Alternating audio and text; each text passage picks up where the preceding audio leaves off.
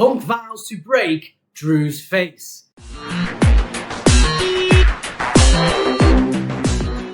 My name is Paul Santos, and this is the PDS Wrestling Show.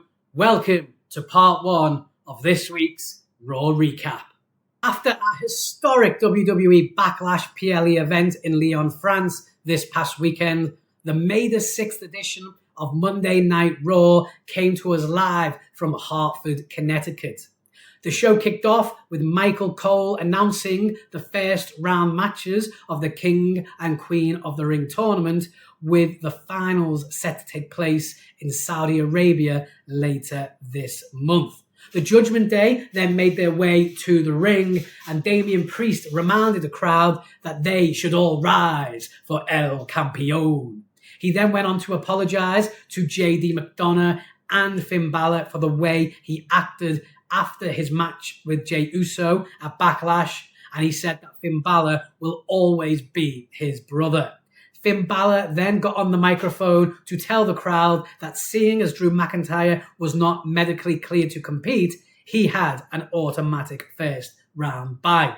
This prompted Adam Pearce to come down to the ring to inform Finn Balor that he would still have a first round match, and then that match would be next, and it would be against none other than main event Jey Uso. Yeet! The match was a pretty standard one, to be fair, with both wrestlers getting their moves in, and the big story was that Drew McIntyre made his way to the ring through the crowd to watch the ending of the match. The ending of the match was with Jey Uso delivering a spear that just doesn't hit the heights of a Roman Reigns, a Braun Breaker, a Goldberg, an Edge, these type of wrestlers. And I think because the spear is used so much these days, I would like to see Jey Uso maybe come up with a different move and just put that spear in the bin. But however, he did land this on Finn Balor. He did pick up the win, and he advances into the quarterfinals of the King of the Ring tournament.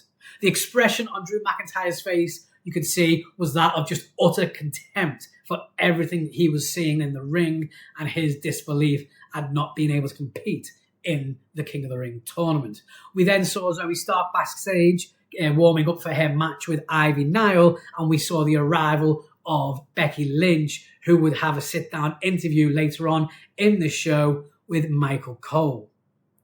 We then got a backstage segment with Drew McIntyre and Adam Pearce. Drew McIntyre went on to explain how everything was complete BS, and is he the only sane one around here these days, which prompted a response from Adam Pearce to say, look, you are not medically cleared to compete. That's why you didn't take part in the tournament, and you should just get on with it.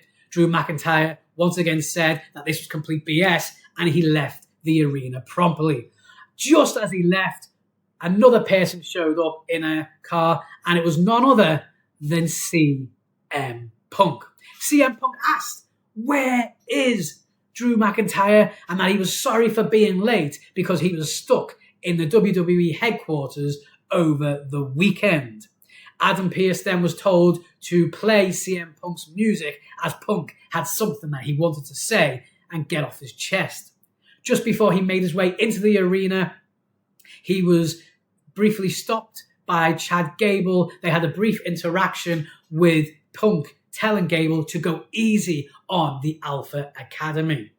CM Punk then went to the ring, again apologising for being late, saying that he was stuck in the WWE headquarters and that he had a story to tell. The story was one that we've pretty much heard since he got injured at the Royal Rumble, and it was one of that Drew McIntyre cost him his WWE WrestleMania moment, and that because of this, he will do everything in his power to destroy Drew McIntyre. He then said that Drew McIntyre was scared of the three syllables, which were CM Punk, and that this would end with CM Punk breaking Drew McIntyre's face. For me, this segment was a bit flat. It didn't really capture the heights of the previous segment last week, where it was a cat and mouse and Drew McIntyre chasing CM Punk around the ring. It was one that maybe could have went a couple of minutes, less, seeing as that there was so much that we needed to cram in to this episode. We had an interview backstage with Ricochet that was interrupted by his old tag team partner, Braun Strowman, who went on to say that he does not like bullies, hence why he got involved with the Judgment Day last week, and that Ricochet should remind everyone why he is the king of the ring. The second match of the night was a Queen of the Ring qualifying match between Io Sky and Natalya, and for me, this was the best match out of the three that we've seen on Monday Night Raw. Both wrestlers, again, got their moves in, and it looked like Natalya was about to pick up the victory as she went to lock in the sharpshooter, but she was distracted on the outside by Dakota Kai. This then prompted Io Sky to reverse the sharpshooter, sending Natalya's face straight into the turnbuckles. This was followed up with the double knees and then a moonsault, once again showcasing why she is the genius of the Sky, picking up the win and moving on to the quarterfinals of the Queen of the Ring. Dakota Kai then went on to say that Damage Control were here to stay. They run Monday Night Raw, which to me is absolutely ludicrous because Adam Pearce runs Raw, Triple H runs Raw, the Judgment Day run Raw. So who is it?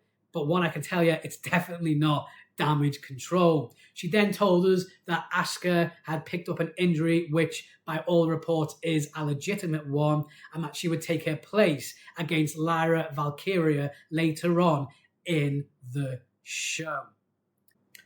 That is the end of part 1 of the May the 6th Raw recap.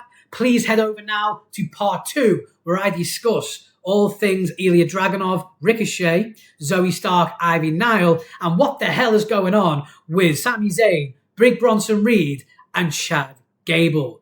Thank you for watching. My name's Paul DeSantos, and this is the PDS Wrestling Show. Peace out.